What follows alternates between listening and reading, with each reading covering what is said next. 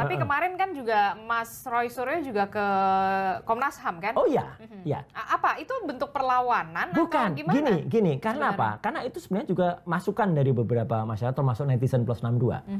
Mas, kita baca Anda itu dikenain pasal di undang-undang yang bukan peruntukannya. Iya, itu namanya melanggar hak asasi dong gitu.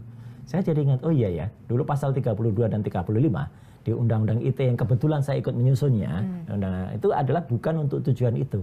Itu tujuan simple agar Indonesia itu, Undang-Undang ITE ya, itu supaya tidak disingkirkan dari perdagangan internasional karena kita belum punya Undang-Undang IETE. Dulu namanya Undang-Undang IETE, Informasi Elektronik dan Transaksi Elektronik. Ada disingkat jadi ITE. 32 itu adalah kalau ada orang transfer, ya saya sering bilang kalau transfer 1 juta ditulis diubah jadi 10 juta itu kita salah. Atau sesuatu yang palsu dikatakan asli. Nah, tiba-tiba itu mau dikenakan, mau dicoba atau dipaksakan. Kenapa saya bilang dipaksakan?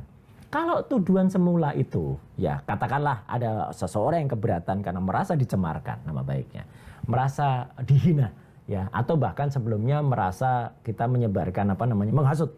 Ya udah gunakan pasal-pasal itu. Kalau menghasut kan 160 KUHP, pencemaran nama baik 310 311 atau melalui elektronik 27A.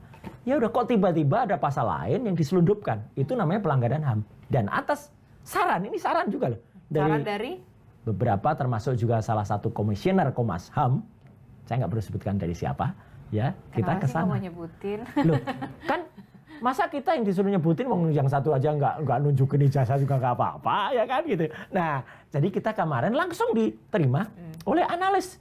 Jadi malah lebih berdasarkan masukan itu dari netizen plus 62, terima kasih, ya. Kemudian kita ada salah satu info dari dalam juga. Kalau enggak kan dalam mana? Dalamnya Jalan Latu Harari, Komnas HAM, ya kita datang ke sana dan langsung diterima oleh analis, ya gitu. Jadi saya sebut kalau analisnya Mbak Grace dan Pak Lulu, ya nggak apa-apa kalau itu boleh. Ya langsung kita dibikinin laporan penerimaan, kemudian langsung kita diminta mengumpulkan identitas. Kebetulan yang merasa itu kan yang sudah diundang. Saya, Dr. Tifa, Dr. Resmond, Pak Rizal Fadila Sarjana Hukum, Ibu Kurnia Triloyani, ya itu yang kemudian kita membikin itu pengaduan. Nah, sah saja. Oke, memang harapannya apa nanti ketika harapannya kasus ini memang menjadi perhatian. Jadi tidak kami benar-benar kalau ya kan kami kan sering nyebut dikriminalisasi. Supaya juga jelas dari Komnas HAM ada juga perlindungan. Bahkan tidak hanya ke situ. Ya, kemarin teman-teman dari Transparansi Internasional ya gitu ya perwakilan Indonesia dan teman-teman merasa dikriminalisasi. Iya dong, ada pasal yang tidak jelas digunakan. Karena gini, Mbak. Pasal itu kalau 311, 310 atau 160 ataupun 27A itu kan ancaman hukumannya di bawah 5 tahun. Kalau ancaman hukuman di bawah 5 tahun itu subjektivitas penyidik. Tidak ada kemudian tiba-tiba menahan.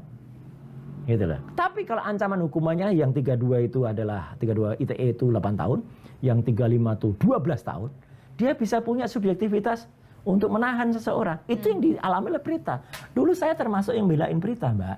Gitu. Karena itulah saya melakukan revisi ketika saya di DPR terhadap pasal waktu itu masih 2728 yang digunakan pencemaran nama baik itu.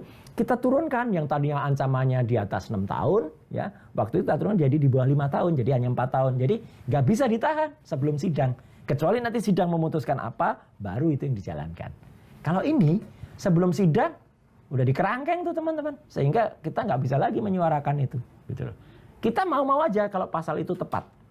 Sama dengan Barreskrim ini, kita mau-mau aja kalau itu prosedurnya dijalankan dengan benar. Tapi ketika prosedur itu tidak dijalankan dengan benar, tidak transparan, sama seperti undang-undang ini, pasalnya yang lucu kan, kita yang tahu resmi naskah akademiknya, kok malah kita mau dikadalin dengan dipakai itu kan.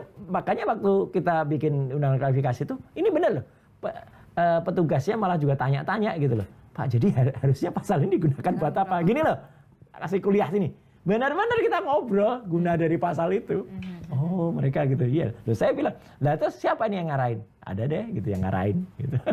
Supaya dimasukkan. Lah Anda kok diarahin gitu kok mau?